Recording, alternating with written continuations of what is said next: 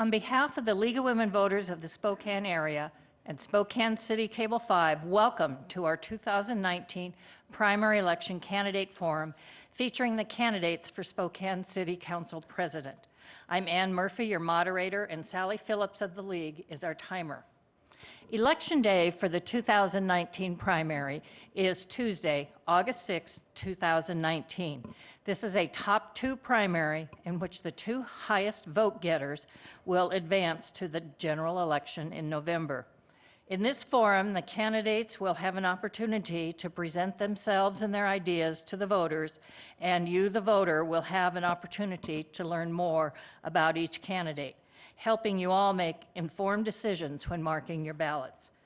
The questions I will be asking the candidates have been formulated by the League's Voter Service Committee. Candidates are seated in alphabetical order, and the first speaker will rotate with each question. Candidates will have up to 1 minute to answer the initial question and up to 90 seconds to answer subsequent questions, with additional time for rebuttal or follow-up as seems appropriate. And each candidate will have the opportunity for a 1-minute closing statement. I will ask as many questions as time allows. Our timer will hold up a yellow card when the speaker has 15 seconds remaining and a red card to indicate time is up. Now, before we proceed with our candidates, a reminder about voting in the primary. You must be registered in order to vote. You can register online by July 29th, up to 8 days prior to the election day. Any mail-in or paper forms must be received in the elections office by July 29th. And new this year, which is effective June 30, is same-day voter registration. During the 8 days prior to Election Day, there will be 2 places where you can register in person, and those places are the Spokane County Elections Office, 1033 West Gardner Avenue, or Center Place, 2426 North Discovery Place in Spokane Valley. Hours at those sites are Monday through Friday, 8:30 a.m. to 4 p.m., and then on Election Day, they will be open 7 a.m. to 8 p.m. When you register, you will be provided a ballot for voting. Other registration changes effective this summer are automatic voter registration, where eligible citizens interact with state agencies, and there will be pre-registration for 16, 17-year-olds. Registered voters will receive their mail-in ballots about 3 weeks prior to Election Day. Ballots must be postmarked or deposited in the conveniently located ballot boxes throughout our county, and those must be in no later than 8 p.m. on Election Day. Ballots can also be dropped off at the voter service centers. For locations of ballot boxes and voter service centers and information about accessible voting units or other questions about casting your ballot, contact the Spokane County Elections Office at www.spokanecounty.org/elections. Contact information for the candidates as well as a voter service guide can also be found on the website of Spokane County Elections Office. Additional information about the candidates can be found on the League of Women Voters online voter guide.411.org. And now we will meet the candidates for president of the City Council of Spokane. This is a nonpartisan race, and all voters within the city of Spokane will select 2 of these candidates to advance to the general election. Joining us today are Brian Beggs, Mike Fagan, Philip Tyler, and Cindy Wendell. Candidates, you will have up to 1 minute to answer our first question, and we'll begin with Mr. Beggs. Why are you running for council president, and what makes you the best candidate? 1 minute. So my grandmother helped raise me and my brother, and she lived 107 years, and most of those years she used her God-given gifts to serve people around her in the community. And when she'd put us to bed at night, she would always tell us, to whom much is given, much is required. And that's our family ethic, and that's my ethic. And that's why I'm running for city council president. At this moment, Spokane is in play, and the choices we make as a community are going to impact us for generations. I'm the best candidate because I've proven for decades now that I get things done for people. I don't just wish for different outcomes, I bring people together to create them. And after my years on the city council, I have the relationships and the knowledge to get things done. And when the city of Spokane needs someone to bring people together, they call me, and I get it done. Thanks. Okay, thank you. Mr. Fagan. Thank you very much for the opportunity. Ladies and gentlemen, I have had the honor and the privilege of serving you, and some of you, I've actually come to your homes and your businesses to take care of and answer questions with regard to your frustrations, the quality of life, and how things going on around you are impacting you.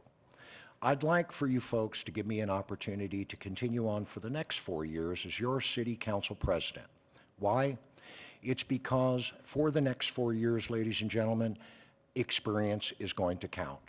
You need to be able to rely on somebody who knows the city budget, who's already fostered and established those relationships that we are going to need in order to address some very severe public safety and homeless issues that we've got facing us now. I thank you very much for your confidence in the past, and I thank you very much for your confidence in the vote and your vote in the future. Thank you. Mr. Tyler. Thank you. First of all, this seat feels real good. It's like it's a perfect fit. I'm running because the council presidency needs a change in its residency. I'm running because true representation matters. We don't all aspire to be LeBron or Kanye. I'm running because the only way we can change the practices and the policies that have served to create divisiveness among our citizens, our businesses, and our law enforcement brothers and sisters is to change those who are crafting them.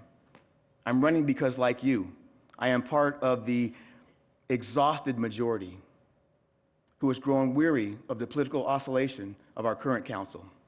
We need productive equilibrium. I'm running because I have a proven record of reaching across the aisle and building relationships and building bridges in the city, in the community, in the county, in the state, and relationships are very important when you're passing legislation. And I'm running because you matter, Spokane, and you deserve an elected official that can return and recover the notion of politics of the people, for the people, and by the people. Thank you. Thank you. Ms. Wendell. Thank you, Ann, and the League of Women Voters for organizing this today, and I want to thank my fellow candidates for being here. My name is Cindy Wendell, and I'm running for council president because I'm tired of political agendas dominating city government. We've knocked on hundreds of doors, and our team continues to hear the same three things that pop up. They continue to see too many people sleeping on streets, in our parks, and our sidewalks when they should be in homes and apartments, and their hearts are breaking. They say that our roads are still crumbling, that they're not fixed, their cars are getting damaged, and I even had one say that, hey, I've worked on city buses and they're getting damaged too. And we need to address our open drug use. It's scary.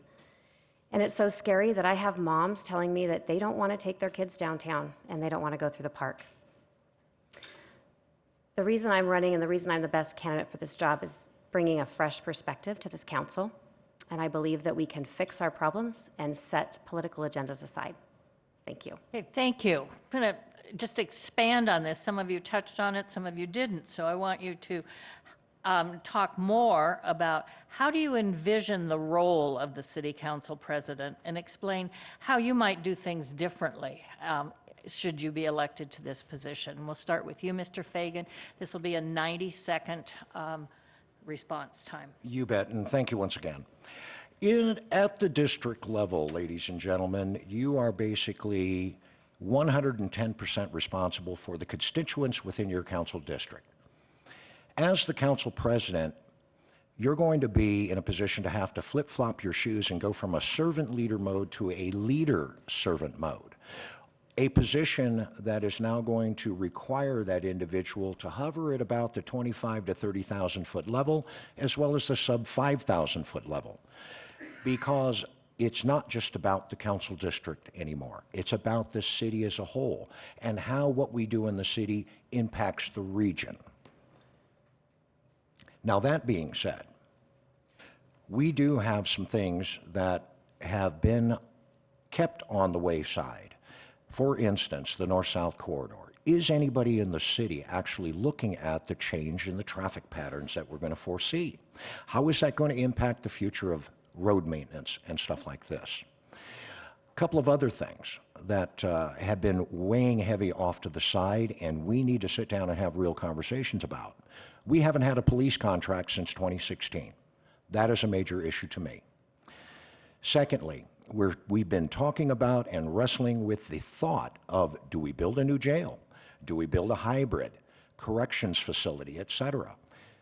Council President is going to have to put themselves in a position to start leading those kinds of conversations, because until we get past those issues that we have not addressed thoroughly, we are not going to be able to adequately address our public safety issues, our drug use, nor the homeless issue.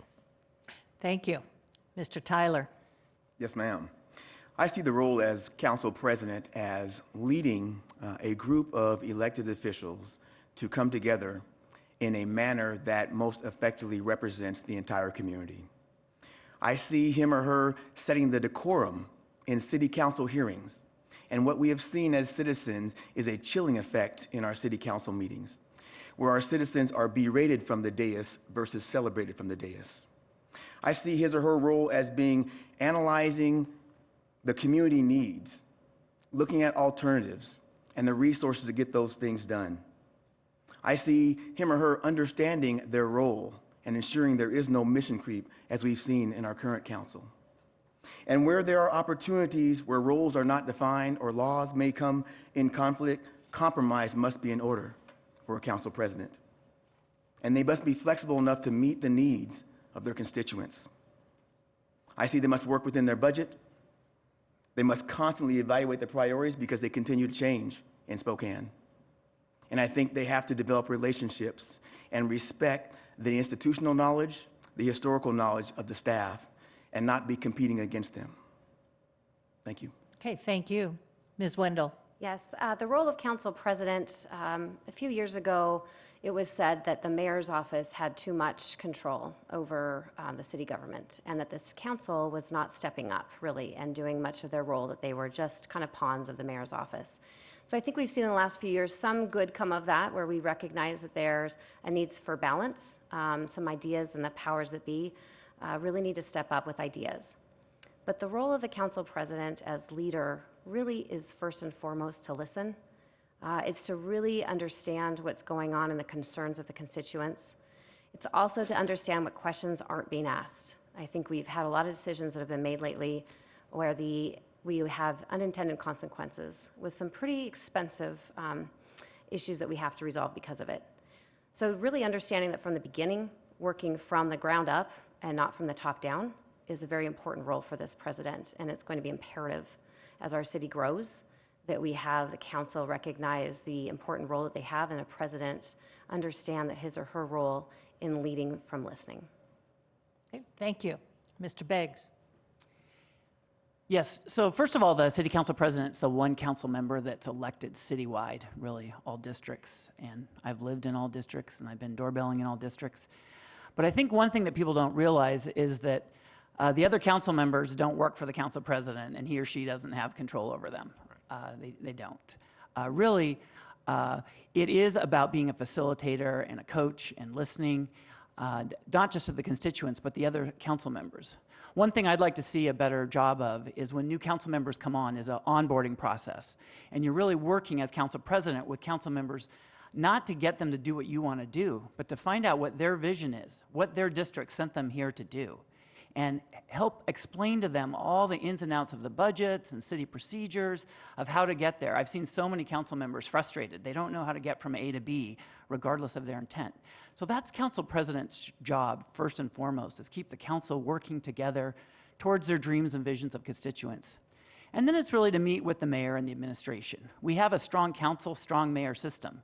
And people haven't really figured out that we each have our own roles. And if one stops doing it, it doesn't work. We get along most of the time. Most of our votes are 7-0 in the council. The mayor rarely vetoes anything. We approve all the things he wants to do, usually. But it's those times when you have to stand up for what's right and for what's the law and our constituents that's really going to test the next council president.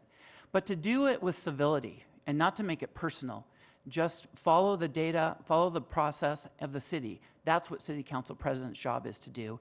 And that's what I've done previously, and that's what I look forward to doing. Thank you. So now that we have an idea of how you'll be a leader, want to find out a little bit more and explain more, some of you've touched on them already, your priorities for the city.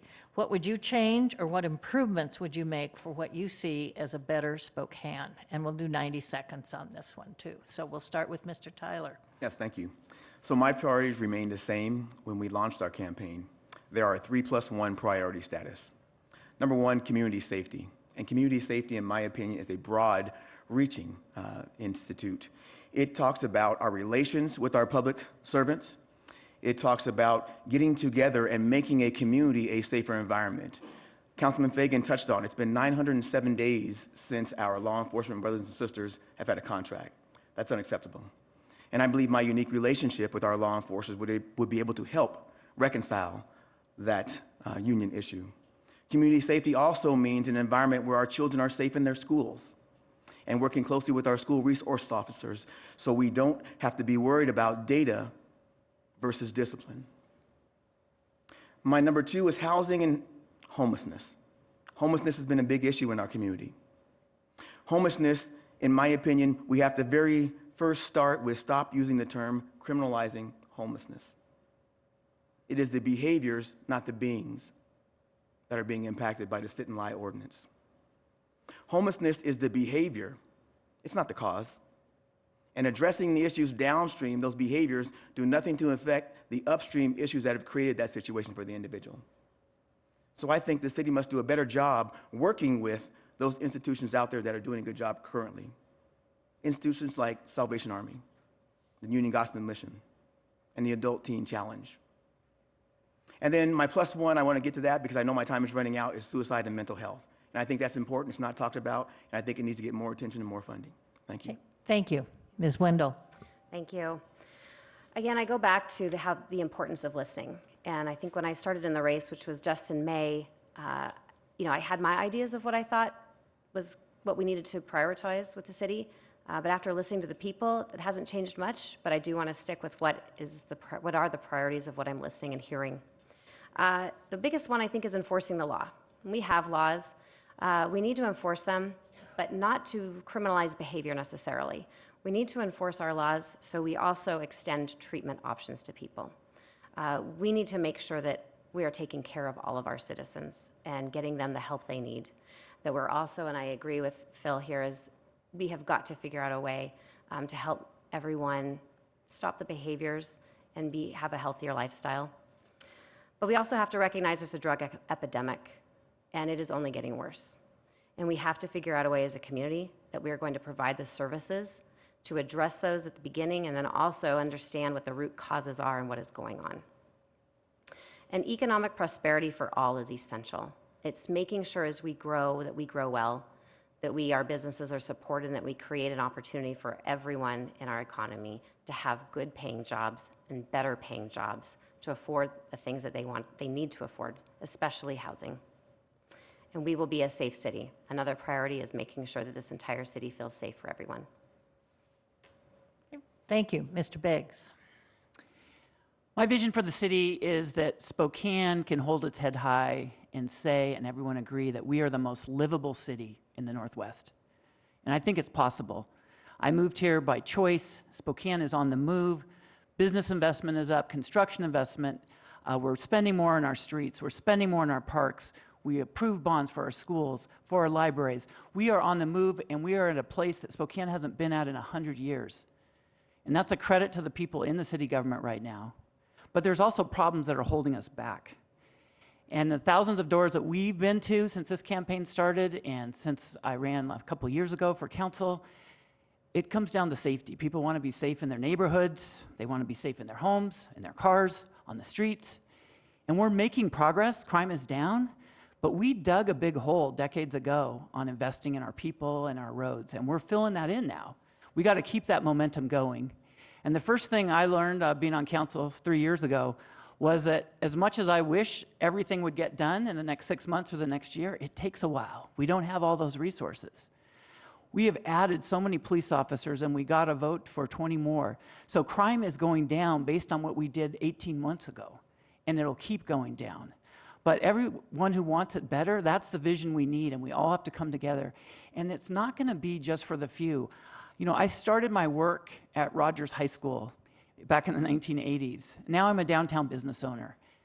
Spokane has to work for everybody, and if there's any danger, that's what it is. It'll only be for a few. I've spent my whole career helping everybody, and that's what I want to bring to Spokane, the most livable city in the Northwest for everybody.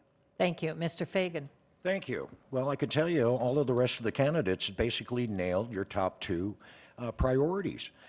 So to further elaborate, I believe that it is high time that we quit sugarcoating what is going on and we sit down and have the very difficult discussions that we need to have. I'll give you a good for instance. The drug addiction episode.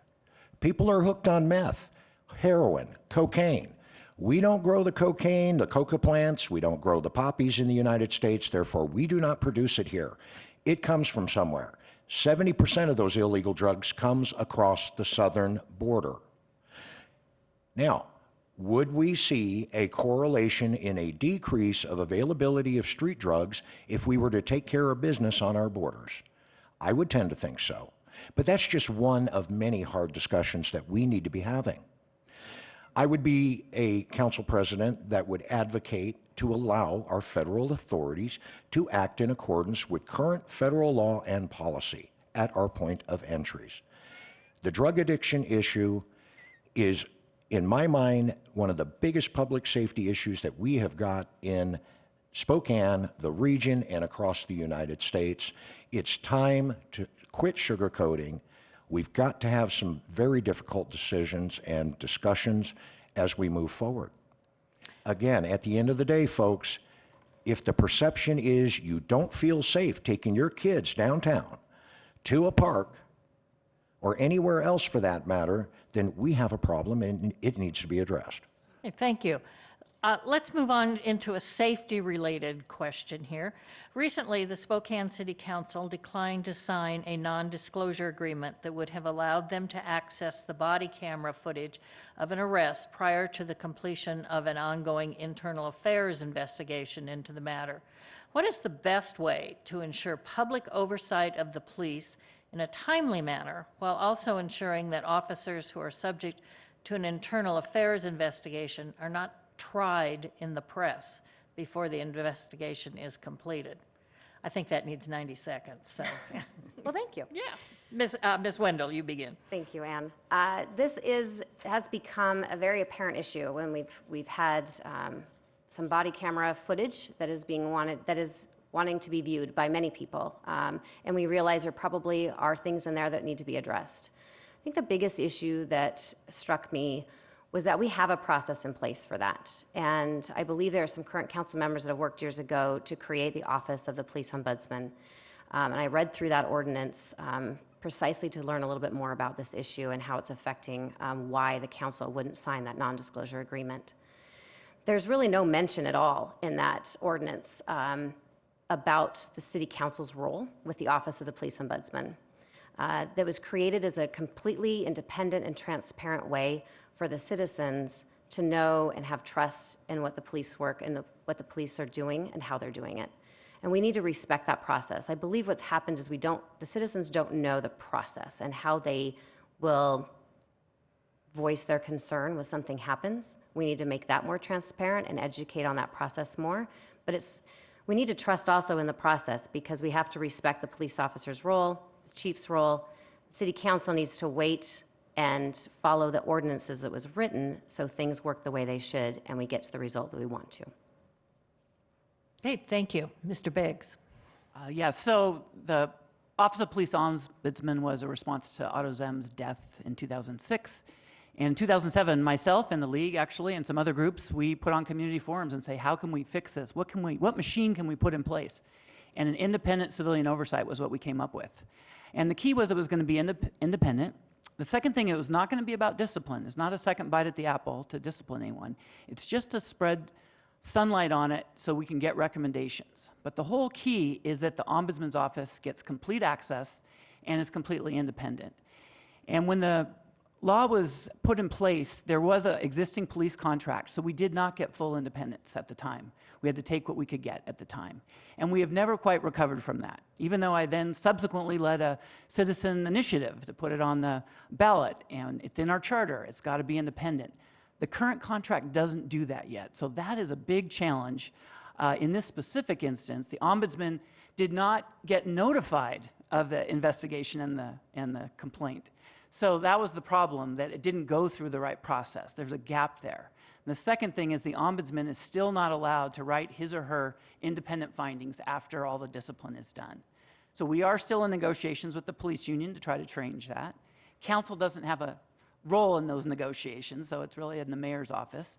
But I am holding to the fact that we are eventually going to get the will of the voters, independent civilian oversight, so that we can continuously improve the police department as we have done since 2008 when we put this in place. Thank you. Mr. Fagan. Thank you very much for the opportunity. I wholeheartedly agree with Councilmember Begg's assertions and assessment of what's been going on. But just know, ladies and gentlemen, behind the scenes, with regard to this contract negotiation we've got ongoing with the Spokane Police Department, when we were notified as a council that there was a video out there, all of the council members were more than willing to sit down and review the video in an executive session. In executive session, under the power of law, the weight of law, council members are not allowed to be discussing in public things that are being put out there. Unfortunately, though, because of a union influence during the presentation of the offer, council members felt very, very uncomfortable because, again, under the weight of law, we were sequestered already. With regard to transparency of the Spokane Police Department, I also respect the fact that we may or may not have an ongoing investigation, and only until such time that that investigation is done, now we're looking at shining a very bright light on everything that has occurred up until this particular point. Believe me, that particular video kind of caught the vast majority of us council members off guard. We had no idea, no understanding, but just know at the end of the day, under the weight of law, we should have and could have viewed that video, but because of an outside influence, it was not happening. Okay, thank you. Mr. Tyler. Thank you so much. So when the Proposition 1, the Ombudsman Proposition, was passed in 2013, changing and amending our charter, they sought to look at hiring first an interim, then a permanent ombudsman. And the city reached out to Philip Tyler to be on that committee, that search committee, and that hiring committee. And I was on that committee, and I was the chair of the committee when we interviewed Bart Logue, both for the interim and for the permanent position. So I know Bart Logue, I know his family. I also know Chief Meidel and his family. And I think they're both good gentlemen, honorable gentlemen. With regards to the independent oversight, clearly their mission is to certify the investigations from Spokane Police Department. He's to ensure that they're timely, fair, and thorough. When we first started tracking the data back in 2011, those 4 years, 2012, 2013, 2014, the average complaints were 108 from citizens. In the next 4 years, 2015 through 2018, the average is 46. The oversight is working. What's not working is a council or a council president that's willing to try this matter in the court of public opinion. That's when you create division. That's why it's so important that we have a council president that is not willing to do that before the facts and the information come in. It sends a chilling message to our law enforcement members that are trying to do our job. It sends a chilling message to the citizens that are trying to make their complaints, and sometimes we want to remain anonymous. Thank you. Okay, thank you. And now we'll go to another topic that you all have touched on, and that is dealing with our affordable and accessible housing. What can you, as a council president, do to help lead the efforts to create more affordable and accessible housing, especially with regard to infill and zoning decisions and other things that the city can help with? We'll start with you, Mr. Biggs. So I would continue some of the work that we've been doing over the last few years since I've been on the council. And the number one problem right now is we do not have enough housing units. The last Great Recession, killed the building industry and ruined financing and made it so we couldn't build condos.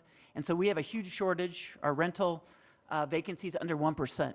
And so the cure for a lot of our ailments, including homelessness, is more units.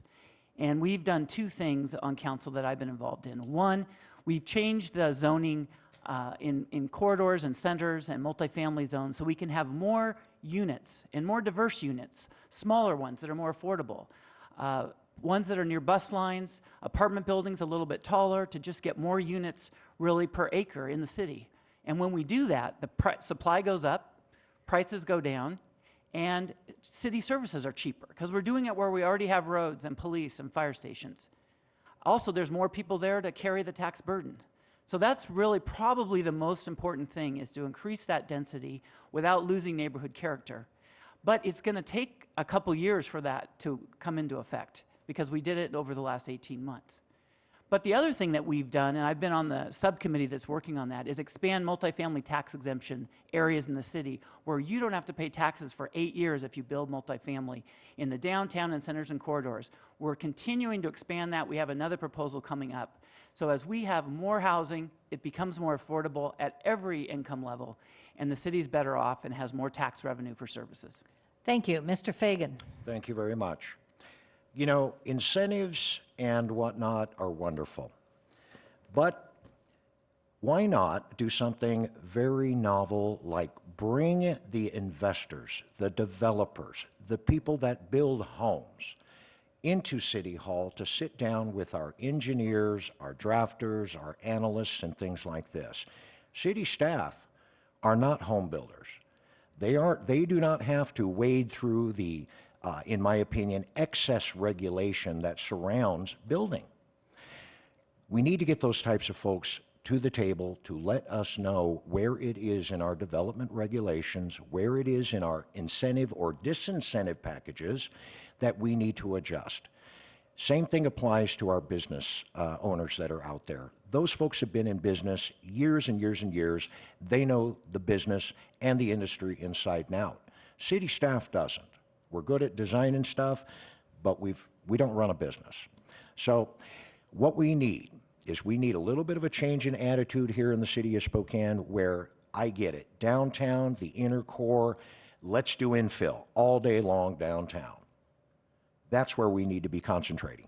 But a one-size-fits-all and striving to go infill citywide is not going to do it, and it is going to put a severe limit on housing choices, which is what we need right now for those that are at the various income thresholds that we are trying to build housing for. Thank you. Mr. Tyler. Thank you so much. I will agree that our vacancy is historically low. Looking at the number from the Realtors Association, we're down some 12% from 2018 in availability. But I believe we can work our way and build our way out of this situation. But we have to make sure we're including all types of housing, including market rate housing, apartments, condos, etc. This is simply not just building low-income housing. I believe in the process of filtering. I believe if you exclude market rate housing, you'll keep others from moving on, moving out, and then allowing those others to move up. I believe you also have to stop villainizing our landlords. I was raised on public housing. We had good landlords, we had bad landlords. I know landlords today who want to do a good job. But if we villainize them, if we pit them against the citizens, we won't have success in trying to build our way out of this. And lastly, I talk about the importance of workers. We're so focused on STEM education these days, we're forgetting about the trades. And they'll tell you that that's the missing piece in order to build our way out of it. There's not those skilled individuals out there that are willing to build and help us build our way out of it. So we need to focus on that as well. Thank you. Thank you. Ms. Wendell. Thank you. It's definitely apparent that we all agree that we do have some challenges with our vacancy rates. And I think what you're going to find is that the way that we approach that is going to be very different. Yes, if you increase supply, you may bring prices down, but at the same time, it has to be the right type of housing. It has to be what's going to make this community better and stronger. And Phil, I agree, touched on that our landlords are a key element with this. We have so many what I call mom and pop landlords in this town that I don't think people realize the importance of what they do when they are allowing people, when they have a medical emergency, to delay their rent payment for a month or two. They work with people, and they can be so much more flexible than if we continue to, if we put more and more strict rules on being a landlord, we're going to turn over and not see as many of those in our community, and that will drastically hurt our community. The other thing that sets me apart, and Mike Fagan actually touched on, is that our city employees, we need to bring the developers in because we really don't have a whole lot of experience. It's not the job of our city employees to be out developing land.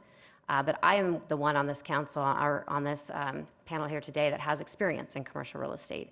I work with developers day in and day out. I've managed property, and I have seen the impact of what rules and regulations do to the cost of everything, not just housing. But it does filter down, and we need to pay attention to it.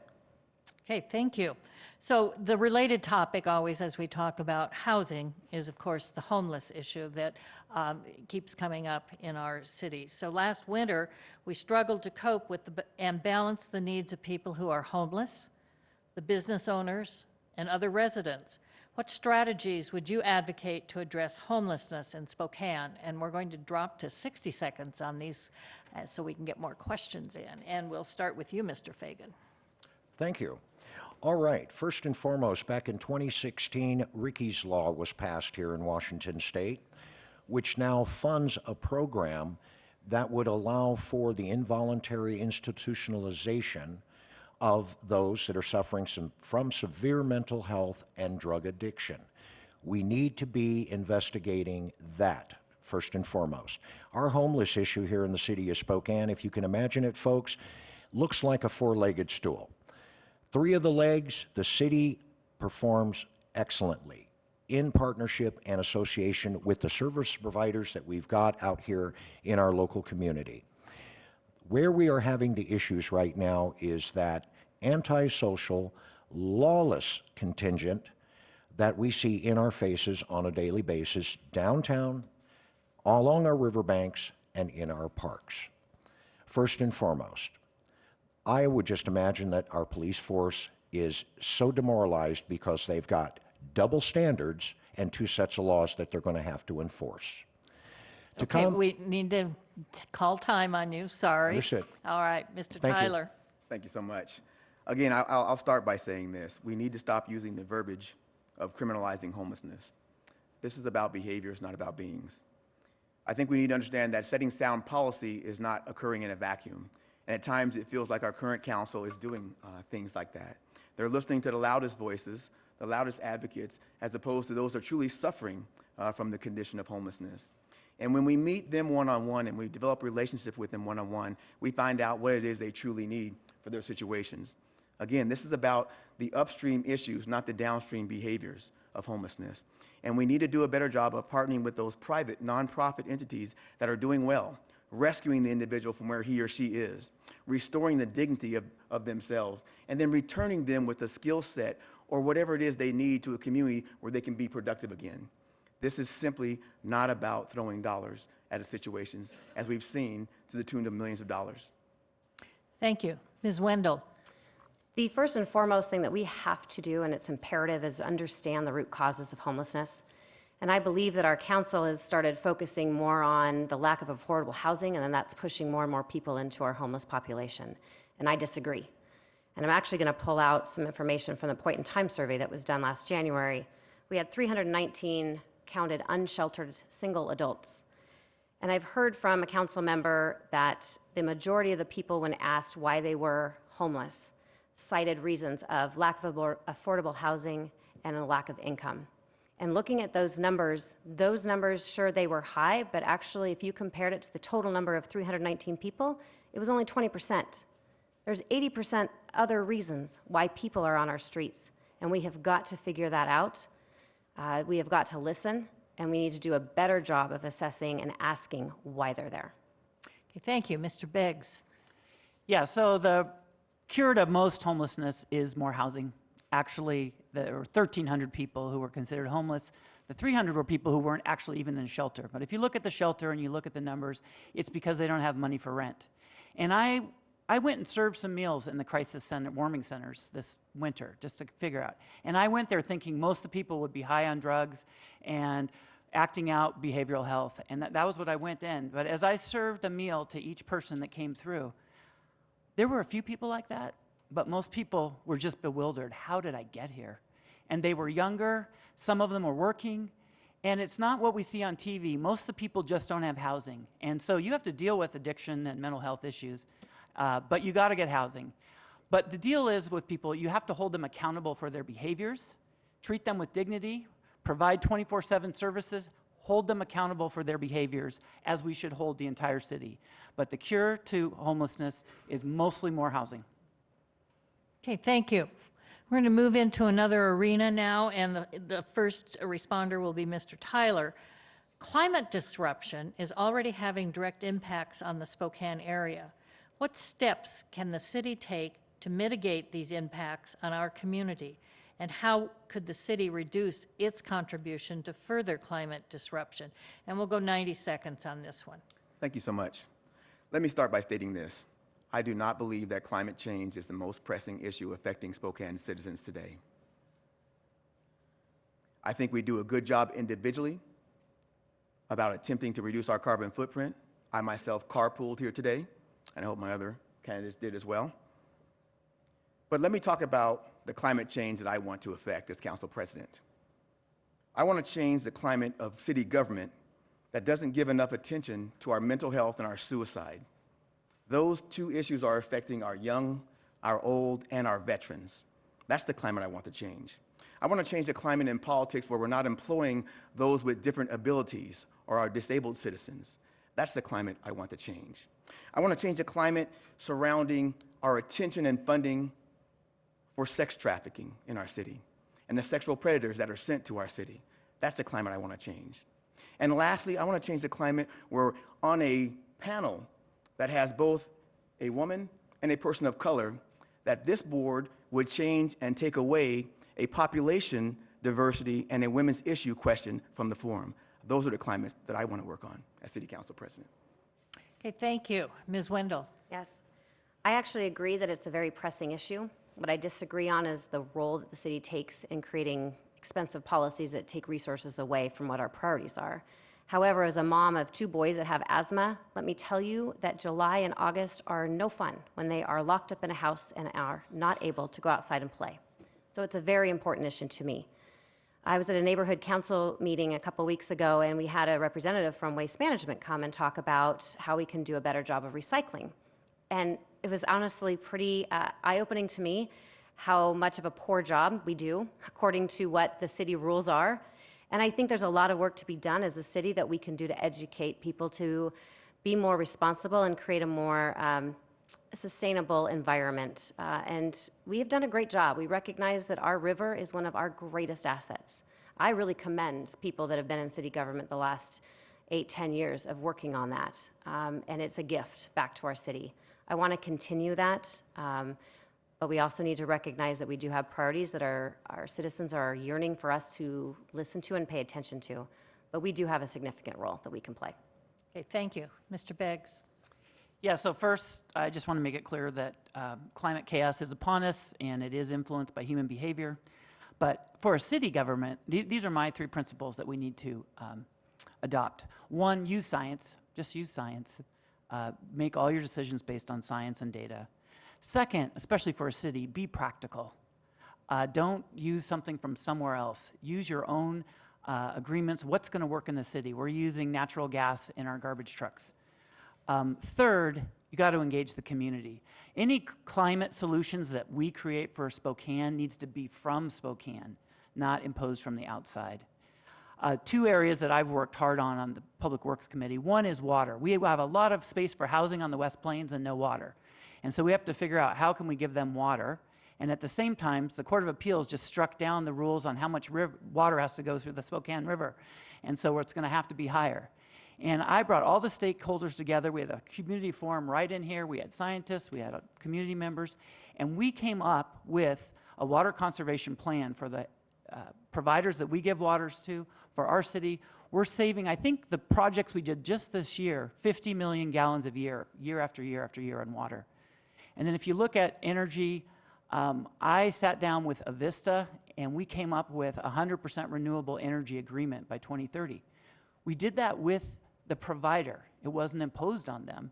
They sat down and we figured it out. And that's, I think, my skills of getting people together who don't normally do that. I think we're the only place in the state that got our utility to agree with us. That's what I will bring in those tough discussions on climate change. But at the end of the day, we most have to save money, create jobs with green jobs, and create a resilient environment. Thank you. Mr. Fagan. Thank you very much. Well, first and foremost, as a private individual, ladies and gentlemen, I do not buy climate disruption as being caused by human activity. Why is that?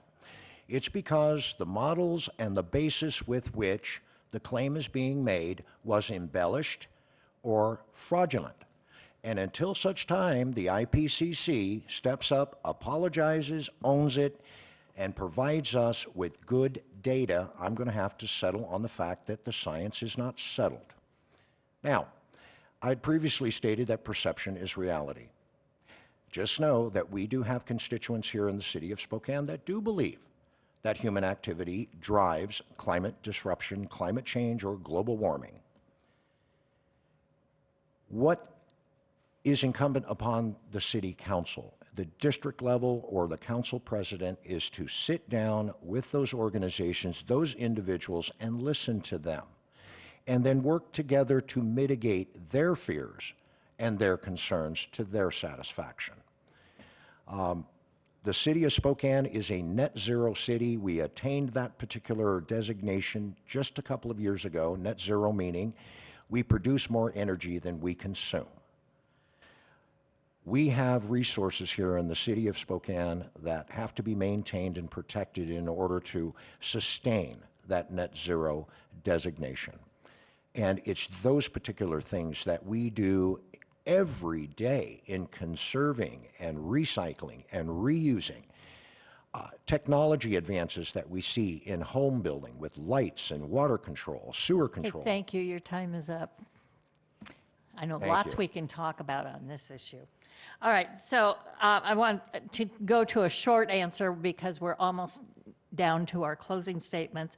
So what policies would you support to ensure Spokane is welcoming and supportive to all in its diverse populations? And we'll start with Ms. Wendell, and this will be 60 seconds. I do agree that this city, has a history of being one of the most welcoming and generous cities that I've ever even read about, not even been to.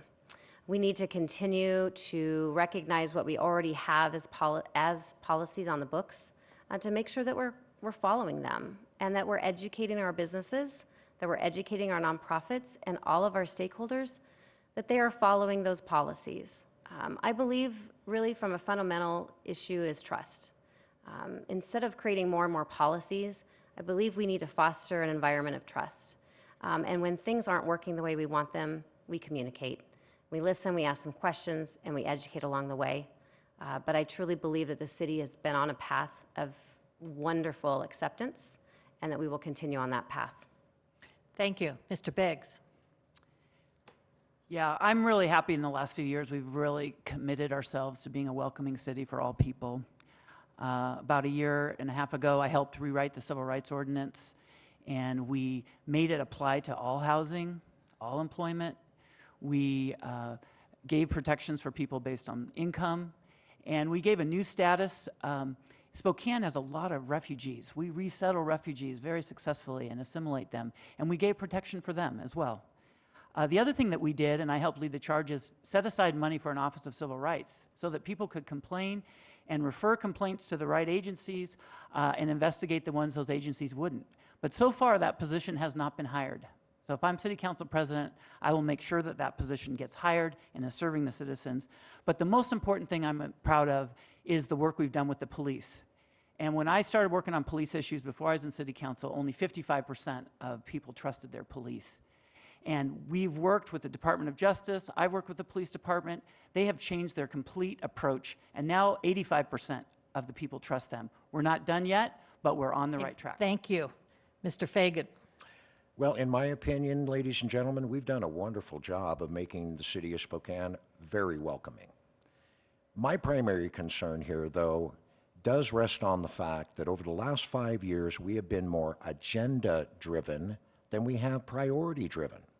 And because we haven't been concentrating on these priorities, we have, in essence, inflicted more pain on those that we serve.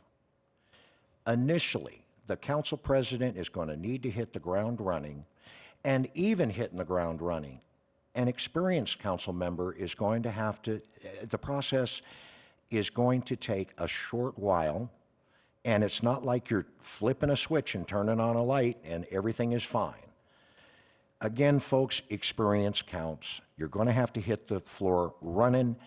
If you don't have the experience, you don't have the relationship set up and ready to go, you haven't looked at funding mechanisms and the budget, and you don't understand those things, you're going to fail big time, and it's going to cause a couple more years delay. Okay, thank you. Mr. Tyler. Thank you.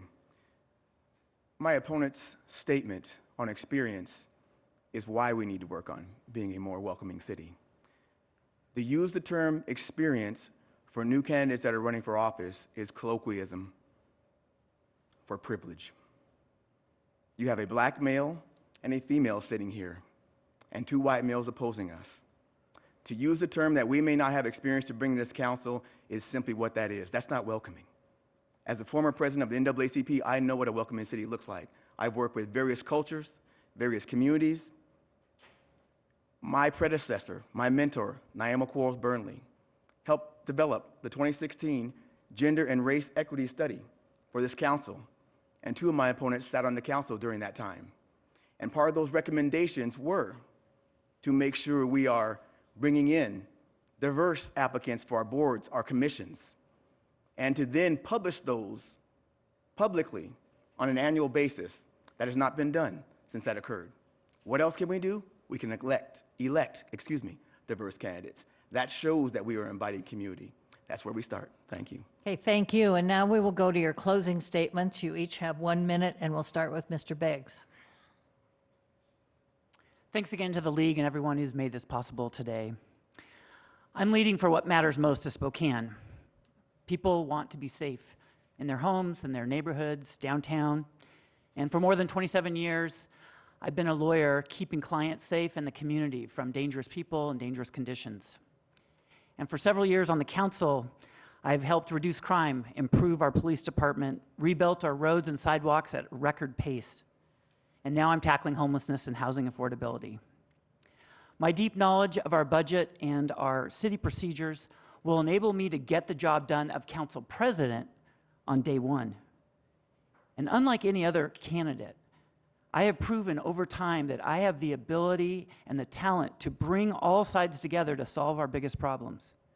We're in play in Spokane. It's going to be a great tomorrow, and together we can be the most livable city in the Northwest. And if you want to join that vision, please visit electbeggs.com and vote for Brian Beggs for City of Spokane Council President. Thank you. Mr. Fagan. Thank you very much. First and foremost, let me go ahead and address the fact that we've got candidates sitting up here on this dais that don't know who it is that they're talking about. And the reason why I say that is because here we are talking about this thing, white privilege. I am being misidentified here. I am more Japanese than I am anything else. I have been the only diversity on the Spokane City Council for the last 7 years.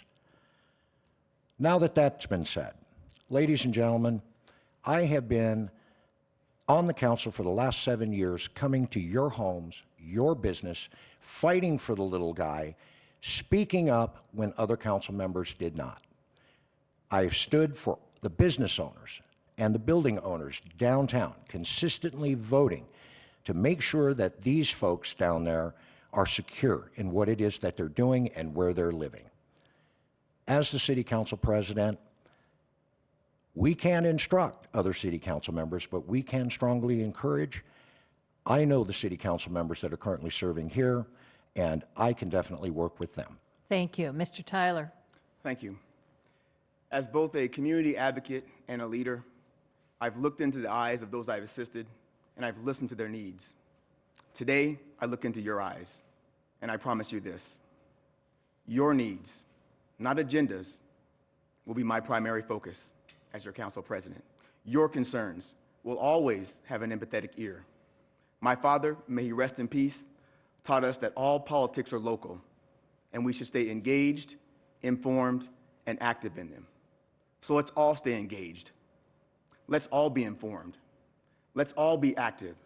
So when you make that change on City Council this August and then this November, we will be in a place where we can temper those issues that will come to us as a community and we'll have to work through together.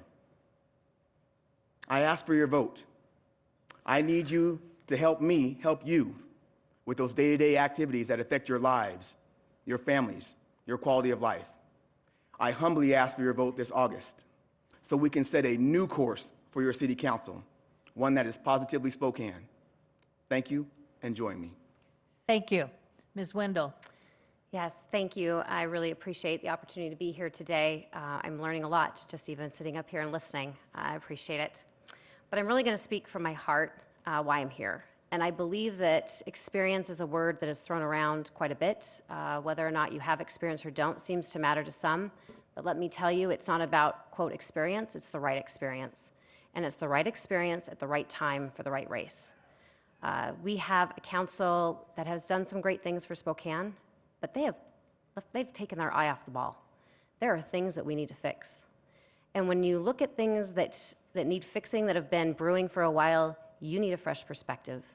You need someone that's going to bring in experience that has run a business, that has sat on boards, that has run committees, and that has been a parent that is very passionate about the type of community that we want for our children and our grandchildren. Thank you. I'm Cindy Wendell, and I ask for your vote. And thank you.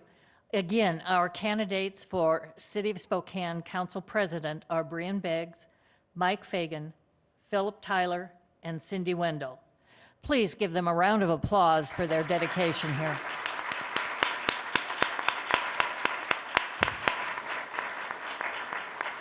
This concludes our primary election candidate forum for candidates running for President of City Council.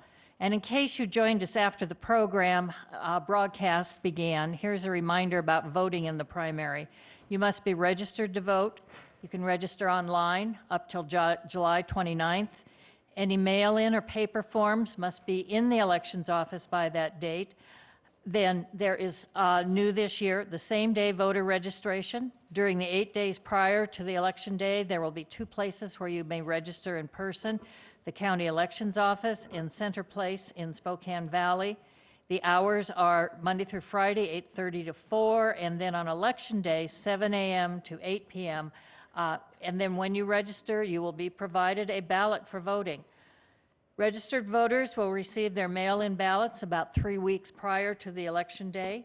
Ballots must be postmarked or deposited in conveniently located boxes throughout the county. You can get more information on voter service sites and ballot box sites by going to the Spokane County Elections Office, spokanecounty.org/elections. Contact information for candidates as well as voter guides can also be found on that Spokane County site. Additional information about the candidates can be found on the League of Women Voters online voter guide, vote411.org. The League of Women Voters of Spokane is a nonpartisan political organization encouraging informed and active participation in government, influencing public policy through education and advocacy. We invite you to visit our website, lwvspokane.org. On behalf of the League of Women Voters of the Spokane area, thank you to all of the candidates for their participation in this forum, and thank you to our viewing audience for your willingness to learn more about the candidates and their issues. We hope that this forum has helped you in making an informed decision when you cast your ballot by Tuesday, August 6th, 2019.